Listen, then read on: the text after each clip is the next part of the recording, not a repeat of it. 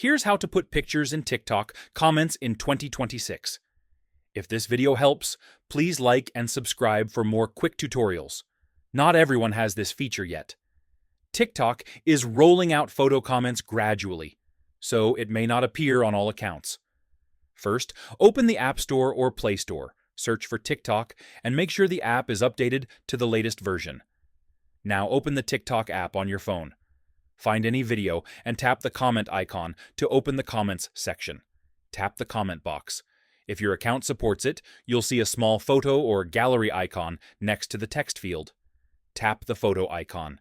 Choose a picture from your gallery that you want to post as a comment. Tap Send or Post.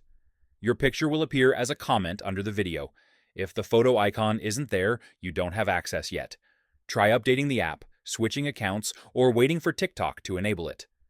Creators can limit comments, so photo comments may be disabled on some videos. And that's it. That's how you put pictures in TikTok comments. Subscribe for more TikTok and phone tips.